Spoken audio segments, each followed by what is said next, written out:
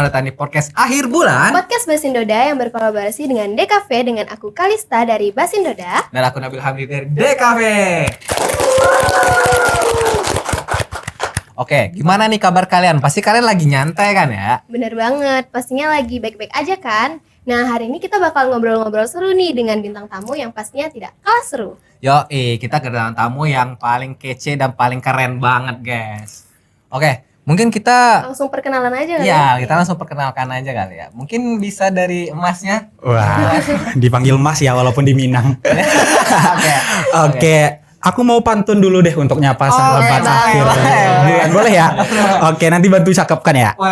Oke. Tetangga negara Indonesia adalah Malaysia. Cakep. Malaysia terkenal dengan menaranya. Cakep. Selamat sore teman-teman semuanya. Perkenalkan nama saya Lingga Nugraha Pratama. Linggarnya cinta, anugerah turun karena rahmat salah satunya anak, dan Pratamarnya pertama. Jadi cinta anak pertama. Masya Allah. Ini saking cintanya orang tua dengan anak pertamanya, akhirnya dijadikan satu-satunya anak di keluarga. Oke. Nah, jadi benar teman-teman, nama itu adalah titipan doa dari orang tua. Jadi setelah ini semoga nanti teman-teman punya anak. Memberikan nama yang terbaik untuk anak-anak kita nantinya. Saat ini mahasiswa aktif di Universitas Negeri Padang dengan program studi pendidikan Bahasa dan Sastra Indonesia semester 5. Salam kenal semuanya. Oke, dari emasnya, Mas yang pakai baju polo. Iya. Halo semuanya, kenalin aku Rian. Aku mahasiswa desain komunikasi visual semester 5. Mungkin aku nggak punya pantun ya. Gak Jadi aku apa-apa. ya kenalan aja. Oke. Nah, ini nih kita mau ngajuin nih ke teman-teman narasumber nih soal kita kan mungkin dari si Mas Lingganya saya lihat-lihat nih adalah orang yang kupu-kupu lah, kuliah rapat. Ya, sorry. Mas Lingganya kuliah pulang. Nah, ini kami ingin tahu nih sudut pandang dari mas-masnya berdua nih gitu. Mungkin dari latar belakang dulu deh. Mungkin dari Mas Lingganya kenapa mau masuk organisasi di kampus gitu. Aduh, langsung ya. Oke, teman-teman, kalau berbicara kenapa mau masuk di organisasi kampus itu sangat panjang ceritanya. Karena secara historis sendiri, saya bergabung di organisasi kampus itu baru-baru juga di bulan Mei tahun 2024. Nah, itu mulai awal berkarir saya di Universitas Negeri Padang untuk organisasinya ya. Namun sebelumnya, saya itu aktif di organisasi luar kampus sebenarnya. Jadi, kalau berbicara tentang kenapa mau masuk organisasi kampus, sebenarnya itu berangkat dari moto hidup saya, yaitu hidup untuk umat dan mati untuk umat. Dan saya melihat peluang-peluang itu agar saya bisa mewujudkan moto hidup saya ini adalah dengan menjadikan diri saya bermanfaat kepada orang lain. Karena kita masing-masing tidak bisa menolak bahwasanya manusia yang terbaik itu adalah mereka yang bermanfaat bagi orang lain. Dan saya mikir lagi bagaimana caranya supaya saya bisa menjadi orang yang bermanfaat itu sehingga sampai kepada titik saya mewujudkan moto hidup saya, dan saya melihat peluang itu di dalam organisasi. Itulah yang memotivasi saya kenapa mau bergabung di dalam organisasi seperti itu. Keren banget ya. Keren banget. Beda banget kalau anak organisasi sama anak kupu-kupu ya. Iya, kalau aku sih langsung pulang sih ya. Nah mungkin nih persepsi dari mahasiswa kupu-kupu kali ya. Mungkin dari Rian ya. Oke, kalau dari aku sendiri, kenapa memilih buat jadi kupu-kupu ya? Sebenarnya kalau tentang organisasi sendiri, dari SMA aku udah ikut organisasi. Aku wakil ketua OSIS juga. Jadi aku udah tahu lah organisasi itu kayak gimana. Kalau yang kita tahu kan organisasi itu punya jadwal yang terstruktur banget tuh. Harus diikutin kan. Teratur, Tanggung jawab itu kan bukan untuk diri kita sendiri, tapi buat organisasi buat orang banyak. Nah, jadi kenapa jadi kupu-kupu, karena pengen bisa buat manajemen waktu sendiri gitu. Jadi dengan manajemen waktu sendiri, aku bisa nih nentuin goalsku ke depannya mau apa gitu dengan jadwal yang udah disusun. Jadi ibaratnya kayak pressure-nya lebih sedikit lah dibanding yang organisasi kan. Karena tanggung jawabnya lebih gede kan. Karena tanggung jawabnya buat orang banyak. Kalau kupu-kupu ya tanggung jawabnya buat diri sendiri. Apalagi sekarang udah semester 5, tugasnya banyak banget ya sekarang. Benar banget tuh. Jadi kalau ikut organisasi rasanya kayak mungkin nggak bisa ngatur waktu lebih baik. Jadi dengan jadi kupu-kupu bisa ngatur waktu dengan lebih baik lagi. Kalau dari POP aku sih gitu sih. Oh, Oke, jadi keren dari banget Rian sih. tentang pressure ya. Ah, Pressure. ah. Karena nggak semua orang bisa bagi waktu gitu. Iya, bener Iya. banget. Jadi lebih nyaman sendiri aja gitu Iya, ya. lebih nyaman sendiri gitu. Nah, oke, dari segi pertemanan nih atau relasi, kan banyak tuh ya stigma-stigma kayak, wah kalau misalnya anak organisasi ini pasti bergaulnya tuh sama yang sesama organisasi gitu. Bener banget tuh. Dia jarang banget bergaul dengan teman-teman yang tidak organisasi. Iya. Nah, menurut pandangan Lingga itu gimana? Apakah pro, apakah kontra, atau bagaimana? Coba Aduh, mungkin diceritain. Iya. ini nggak ngajak debat kan? Ya. Santai aja, Santai kita aja. podcastnya santai aja. Oke, siap. Sebenarnya kalau ditanya tentang lingkungan pertemanan itu berawal dari sejauh mana kita mampu menghadapi seorang manusia itu. Karena kita tidak bisa menolak bahwasanya setiap manusia itu adalah makhluk sosial yang dalam hidupnya membutuhkan orang lain. Baik itu secara kehidupannya, baik itu secara kegiatannya dan lain-lain sebagainya. Kita tidak bisa hidup sendiri. Walaupun sekarang itu kita selalu terstigma di dalam otak kita bahwasanya kita harus bisa menjadi diri kita sendiri dan tidak bergantung pada orang lain. Padahal itu semuanya kalimat-kalimat yang menurut aku itu bullshit sebenarnya. Karena setiap apapun yang kita ingin lakukan, upgrade diri kita, memberikan yang terbaik untuk diri kita membutuhkan orang lain sebenarnya. Dan ketika kita membutuhkan orang lain lah, di sanalah letak pertemanan itu tumbuh sebenarnya. Dan saya melihat ketika saya bergabung di organisasi, itu ada pertemanan-pertemanan yang terjalin dan mampu saya hadapi secara kondisi psikologis dalam diri saya. Jadi ketika saya berteman dengan teman-teman organisasi, saya melihat ada perkembangan yang signifikan dalam skill saya, komunikasi saya, ilmu-ilmu lain yang menurut saya tidak saya dapatkan dengan teman-teman yang tidak berorganisasi. Sebenarnya ini semua tergantung pilihan. Apakah teman-teman yang berorganisasi itu tidak ada manfaatnya? Ada sebenarnya, tapi dalam segi kehidupan kita setelahnya. Nah, misalnya walaupun kita tidak mendapatkan ilmu tentang problem solving di dalam organisasi, kita bisa melihat itu dalam orang lain yang dia tidak ada organisasi seperti sekarang nih. Saya melihat Mas siapa tadi? Rian, Sebenarnya nguji aja, cek fokus. Nah, sebenarnya saya melihat Mas Rian sekarang dengan bakat dan prestasinya ada yang bisa kita kembangkan sebenarnya dengan persepsi beliau. Jadi kita harus mengubah bahwasanya setiap anak organisasi itu sebenarnya tidak berteman dengan orang organisasi saja. Mereka berteman dengan siapa saja karena di sanalah letak hidup kita bergantung kepada orang lain walaupun kita berdiri dengan diri kita sendiri seperti itu. Berarti untuk pertemanan masih semuanya ya, Semuanya. bebas ya. Ya alhamdulillah sekarang nggak milih-milih. Oke. Oke, kalau dari Rian gimana? kalau aku kurang lebihnya setuju sih, karena pertemanan tuh sebenarnya nggak tergantung sama dia anak organisasi atau enggak, tapi tergantung ke pribadi dirinya sendiri gitu loh. Jadi kalau pinter-pinter berteman gitu, mau cari relasi yang banyak, mau dia organisasi ataupun bukan anak organisasi, sebenarnya bisa-bisa aja. Tapi kalau dari POP anak yang kupu-kupu pertemanan, karena aku sendiri sering ikut lomba gitu, jadi relasi yang aku dapetin tuh mungkin bukan dari golongan organisasi, mungkin ada beberapa, tapi kebanyakan relasi itu dari teman-teman yang ikut lomba tadi. Itu sebenarnya teman organisasi juga ada ada sih, tapi ya apa ya, memang sebenarnya nggak ada yang beda-beda banget, jadi tergantung sama pribadi individunya aja. Kalau udah berteman, yang bisa berteman sama siapa aja. Kalau orangnya nggak bisa berteman sama orang itu terlalu pilih-pilih, misalkan mau dia kupu-kupu mau organisasi juga sama aja kalau menurutku sih gitu. Berteman sama semuanya ya berarti. Oke. Nah, ini kita bicara hal yang mungkin agak krusial dikit. Apa tuh? Ngomong-ngomong soal hari libur nih ya. Pasti kan kalau yang kupu-kupu kan pasti ya kalau hari libur ya libur. Fleksibel Kalau kura-kura ya. iya, kalau kura-kura gimana nih? Sibuk Apakah banget nih. waktu libur tuh masih ikutan organisasi apa gimana? Apakah weekendnya terganggu apa gimana gitu? Ya, Mungkin boleh dari ceritain. Liga dulu deh gitu. Oke, baik. Sebenarnya kalau berbicara tentang hari Minggunya terganggu atau tidak, jawabannya tidak. Karena saya melihat ikut organisasi itu adalah bagian dari healing stres saya.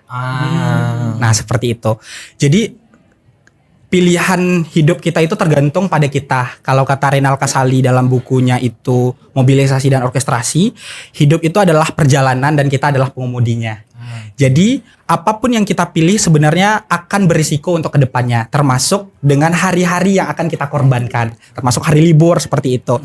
Nah, alhamdulillahnya setiap hari libur itu selalu diisi dengan hal-hal yang membuat aku bahagia. Walaupun itu kegiatan organisasi yang sifatnya kita akan dimunculkan konflik, yang sifatnya kita akan diberikan kesibukan tersendiri, saya rasa itu adalah bahagia untuk saya sendiri.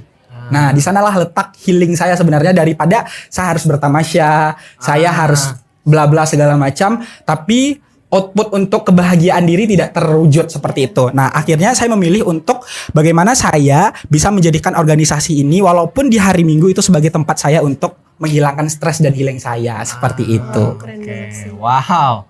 Jadi masih bisa merasakan hari libur lah ya. Iya, alhamdulillah. Masih bisa holiday lah ya, weekend-weekendan lah Tadi ya. kemarin ngeliat SG Lingga juga lagi liburan ya. Iya. Ke Bukit Tinggi, Ke Bukit bener Tinggi ya. Benar, itu pun kegiatan organisasi. Jadi sambil menyelam minum air. gitu Iya, ya. betul. Oke, kalau dari Rian gimana? Kalau dari aku pribadi, tadi karena aku bisa ngatur waktuku sendiri kan, kayak jadwal tuh bisa diatur. Jadi hari Minggu, jadi satu minggu tuh ditentuin jadwalnya sibuk gitu. Tapi aku tetap sisain 1 hari atau 2 hari, kayak Sabtu Minggu gitu buat istirahat, refreshing gitu.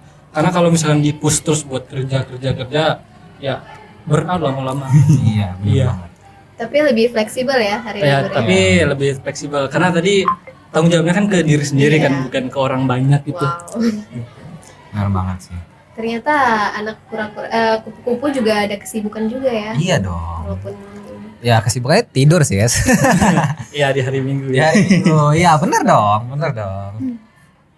Oke, topik selanjutnya agak sensitif ya kalau di kalangan Gen Z kayaknya. Tapi kalau dari narasumber bisa memberikan cerita atau menjelaskan tentang stigma ini mungkin bisa. Tapi kalau seandainya terkesan privasi boleh nggak diceritain tentang kesehatan mental nih atau mental health. Tuh. Agak berat ya pembahasannya. Yo, Oke. emang Gen Z banget ya kayaknya ya. Oke. Emang podcast Gen Z banget seperti ya. Oke, mungkin dari Rian dulu kali ya. Sebagai mahasiswa Kupu-kupu Oke, dong. kupu-kupu. Kuliah pulang itu dari mental health atau kesehatan mentalnya bagaimana? Kalau dari kupu-kupu sendiri, meskipun kupu-kupu ya, tapi kan aku sering ikut kegiatan terutama buat lomba gitu. Jadwal kan padat banget kan. Terutama tugas kuliah itu Banyak yang banget ya. kayaknya kayak nggak habis-habis lah gitu kan. Bertubi-tubi ternyata. Iya. Kalau soal mental health dari semua itu, aku nggak tahu ya ini masuknya ke mental health atau bukan, tapi tahu burnout. Ya, tahu. Burnout kan? tahu. Ya. Burnout. Burnout tuh dimana kita kayak nggak mau ngapa-ngapain gitu, kayak otak kita tuh udah jenuh gitu sama satu hal. Nah, aku kadang sering banget ngalamin ini gitu karena kayak overwhelmed gitu, jadwal kan padat, jadi ya kadang jadi burnout gitu. Oh, itu udah termasuk mental health ya? Ya, Itu masuk Kesehatan masuk. mental.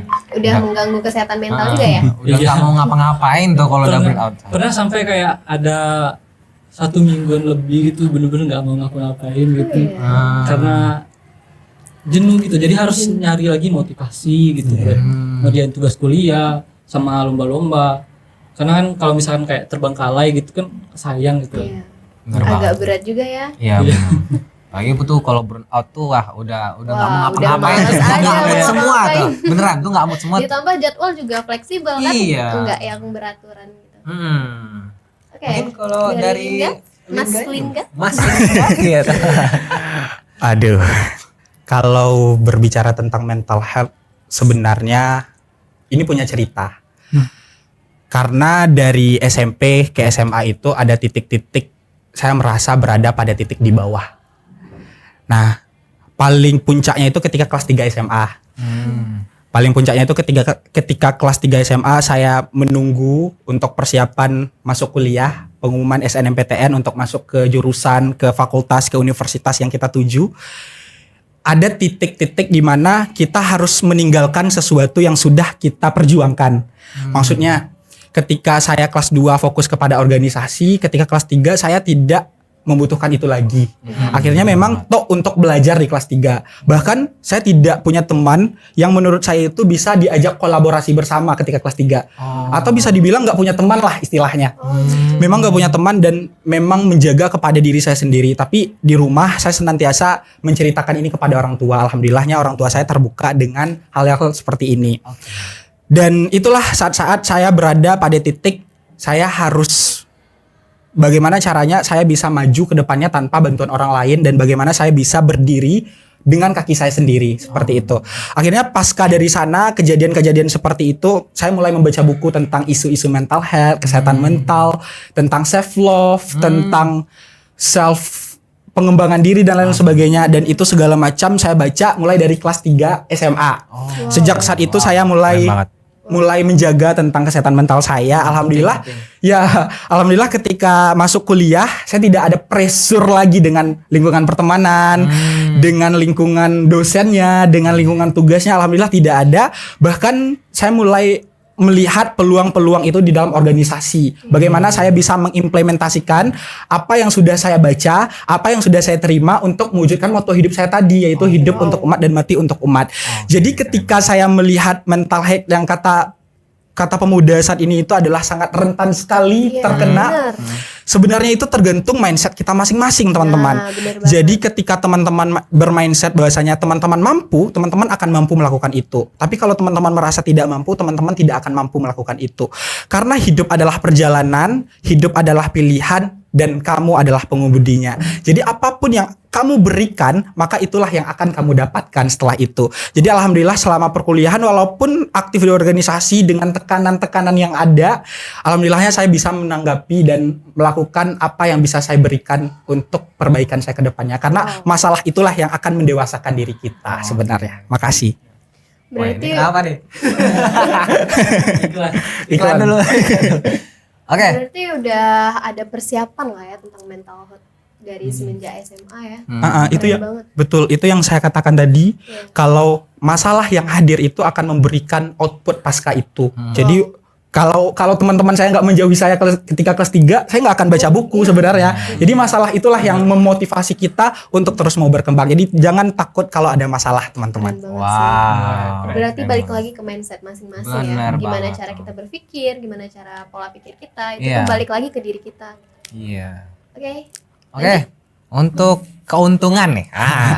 Keuntungan dari mahasiswa kupu-kupu dan kura-kura nih. Menurut Lingga sendiri itu keuntungan dari kura-kura tuh apa sih gitu? Bisa ceritain sama kami nggak gitu? Karena kan banyak nih kan teman-teman di luar sana yang kayak bilang, ih ngapain sih gabung organisasi? Emang apa benefitnya buat saya gitu? Emang apa keuntungannya? Boleh nggak dikasih tahu apa aja sih keuntungannya? Oke. Sebelum saya masuk ke dalam keuntungan, saya mau dudukin dulu konsep dari organisasi itu sebenarnya. Nah, karena teman-teman mungkin menganggap setiap organisasi itu baik untuk kita ikuti. Padahal kita harus bisa milah dan pilih yang mana yang bagus untuk bisa kita ikuti sebenarnya. Karena percuma aja kita masuk, padahal itu tidak bisa mengupgrade diri kita. Jadi teman-teman kalau mau masuk ke organisasi itu harus pilih-pilih terlebih dahulu. Alhamdulillahnya selama saya ikut organisasi, saya boleh cantumkan apa-apa saja? Boleh. Pertama, saya sekarang itu tergabung dalam tim protokol Universitas Negeri Padang yang dalam prosesnya itu menaungi seluruh tamu-tamu ke Universitas Negeri Padang dan persiapan-persiapan kuliah umum. Jadi, alhamdulillah saya pernah menjadi LO rektor dalam pertemuan majelis rektor pertemuan Majelis Pertemuan Rektor Perguruan Tinggi Negeri se-Indonesia. Alhamdulillah saya pernah menjadi LO dan mendampingi dari jemput ke bandara sampai mengantarkan kembali di dalam hotel saya juga temani dan alhamdulillah kembali saya mendapatkan kemarin itu sebagai LO rektor dari Universitas Indonesia. Nah, jadi ketika persiapan untuk menjadi LO dari UI itu memang disiapkan sekali oleh para panitia. Jangan sampai kita dari Universitas Negeri Padang memberikan yang terburuk dan kesan yang buruk kepada mereka. Nah, itulah yang membuat saya bisa mendapatkan link dan ilmu baru sebenarnya. Ilmu tentang hospitality, ilmu tentang keramah tamahan, ilmu tentang manajerial waktu, ilmu tentang problem solving. Sebenarnya langkah-langkah apa, pilihan-pilihan apa yang kita dapatkan itu akan menuju kepada tahap Iya, upgrade bener diri banget kita sih. secara tidak langsung sebenarnya. Di sanalah privilege yang pertama.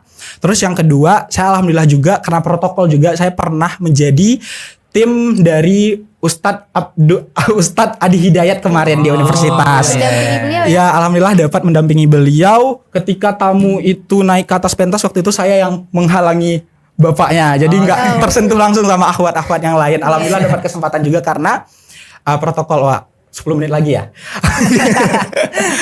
Oke, nggak apa-apa. Itu sih privilege selain yang aku dapatkan untuk upgrade diri saya. Yang aku dapatkan lainnya adalah bagaimana saya bisa melihat peluang-peluang untuk perbaikan saya ke depannya. Karena masa depan itu tergantung dengan bagaimana kita menyiapkan di masa sekarang. Kalau masa depan kita berfokus kepada ingin menjadi seperti ini, maka kita harus melakukan hal yang seperti ini. Kalau masa depan kita ingin jadi ibu rumah tangga, kita cukup seperti ini saja. Seperti itu. Jadi apapun yang kamu lakukan hari ini akan menentukan apa yang akan terjadi di masa depan. Tidak ada hasil yang sempurna tanpa persiapan yang sempurna pula. Seperti itu. Wow, keren Nggak banget. salah sih Lingga Duta Informasi Kampus ya. Public speakingnya kacau, gila banget. Iya, benar banget. Keren banget. Oke, kalau dari Rian gimana? Kalau dari aku sendiri, aku mau garis bawahi dulu tentang kupu-kupu nih. Jadi kupu-kupu tuh ada yang malas, bener-bener malas gitu. Tapi ada juga kupu-kupu di mana dia jadi kupu-kupu tuh karena punya kepentingan pribadi. Oke. Kayak aku kan. Jadi kalau ditanya keuntungan apa keuntungan jadi seorang kupu-kupu? Pertama yang udah aku jelasin tadi tentang time management gitu. Aku kan udah sering banget ikut-ikut lomba gitu. Jadi dari jadi kupu-kupu ini aku bisa berprestasi bukan cuma di dalam kampus tapi juga di luar kampus juga. ya. Terutama buat dapat koneksi sama orang-orang luar dan juga bisa deket sama dosen. Karena aku jurusan DKP ya. Jadi kalau untuk benefit sendiri, kalau boleh jujur sebenarnya lebih ke kayak profit gitu. Ya. Jadi benefit tuh banyak kan, ada yang untuk upgrade diri segala macam. Kalau dari POP seorang anak DKP, profit itu keuntungan itu ya dari profit tadi, dengan kita bisa ngatur waktu lebih baik. Iya. Ya Mungkin kita untuk lebih diri sendiri ya. ya kita bisa dapat profit dari job-job yang bisa kita lakuin, dari lomba-lomba gitu. Dan kebetulan juga aku kemarin ikut ada project sama dosen buat bikin storyboard Partai. ya buat ya Maaf guys. buat Kan nggak nyebut video partainya kan? ya jangan Kan sebut nyebut partai ya, ya. buat Kan video Jangan promosi calon wali kota Padang gitu. Siapa tuh? Jangan disebutin. Jangan disebutin. Oke. Nah, jadi itu sih kalau dari profit sebagai anak di KP ya untungnya ya profit tadi gitu. Ya. Lebih ke pribadi ya. Ya. Keuntungan Dan pribadi. juga bisa berkembang juga diri kita kan. Ya, Wow, benar keren banget. banget. Ternyata anak kupu-kupu banyak juga ya. Iya ininya, dong. kegiatan. Kupu-kupu dan kura-kura tuh sama-sama. Sama-sama, tergantung orangnya. Ya, tergantung orangnya. Tergantung Tergantung Tergantung orangnya. individu ya. Kalau mau males ya nggak akan jadi apa-apa. Iya, benar benar. banget. banget. Do something lah gitu. Do something. Mungkin Kayaknya cerita menarik, boleh sedikit? boleh ya tim ya? Oke. Oke. Mungkin kebiasaan-kebiasaan unik nih. Kayak Oke. katanya kalau Lingga itu orangnya slow respon banget. Kayak kalau balas chat tuh lama gitu, jarang Iya. megang HP. Karena apa tuh? Karena kesibukan atau gimana? Boleh klarifikasi langsung. Ya, ini klarifikasi nih dari Lingganya nih. Ini official ya, guys. Official ya. Baru sekarang di spill nih. Wah, baru sekarang di dispel ya, guys. Sebenarnya kalau ditanya kenapa slow respon, itu bukan karena kesibukan juga. Karena kita memang tidak bisa menolak kalau kita senantiasa bergantung kepada HP dimanapun dan kapanpun Dimana itu. aja pegang HP ya. Iya. Cuman saya mencoba untuk bagaimana HP ini tidak mengganggu dalam upgrade diri saya. Walaupun kita memanfaatkan HP sebagai upgrading diri saya. Ya. Jadi teman-teman kalau teman-teman chatnya itu pagi, jangan salahkan saya kalau balasnya itu malam seperti itu. Itulah alasan kenapa saya tidak punya pacar sampai sekarang. Oke. Kamu nih. sore Iya, Iya. karena memang seperti itu. Curhat ya guys. Bagus banget ya alasannya karena nggak mau stigma sama HP gitu ya. Iya. Keren banget. Ya jadi ketika ada fase-fase di mana saya melihat HP ini mengganggu dan mengambil energi saya, di sanalah saya melihat bahwasanya HP ini tidak menguntungkan bagi saya untuk senantiasa berpegang padanya. Jadi ketika saya duduk seperti ini, saya lebih nyaman untuk lebih bercerita daripada kita menggunakan HP sebagai media kita untuk bercerita seperti itu. Berarti lebih ke pengendalian diri lagi ya. Iya, tapi kalau misalnya itu dibutuhkan, apalagi sebagai anak organisasi yang harus fast respon ya, Iya. maka akan dibutuhkan pula HP digunakan seperti itu. Apalagi ketika ada tamu, tamu nanti kita harus senantiasa megang HP harus 24 jam full set tanpa ada baterai yang habis tanpa alasan apapun dan tidak terima alasan apapun, dan di sanalah letak kita menggunakan HP-nya tadi. Cuman untuk itu saja. Iya. Jadi palingan nanti kalau sampai di kos buka HP cuman untuk personal branding di Instagram. Oke. Iya, Yang cuman penting- post-post foto, setelah itu baca buku, setelah itu tidur. Wow. Seperti itu sih. Bagus banget sih. Kalau dari Rian mungkin kebiasaannya apa? Ya. Kalau aku diri sendiri, singkat aja aku. Tadi kan kita bahas burnout tadi. Jadi aku kalau misalkan Stres lagi dan tekanan ya. Iya. kalau lagi burnout, aku kebiasaannya makan. Wah. Oke. Makan aja. Makan biasanya kayak jajan, bisa coklat gitu, bisa ST atau bakso atau segala macam. Jadi Gado-gado. iya, gado-gado itu yang terbaru favorit.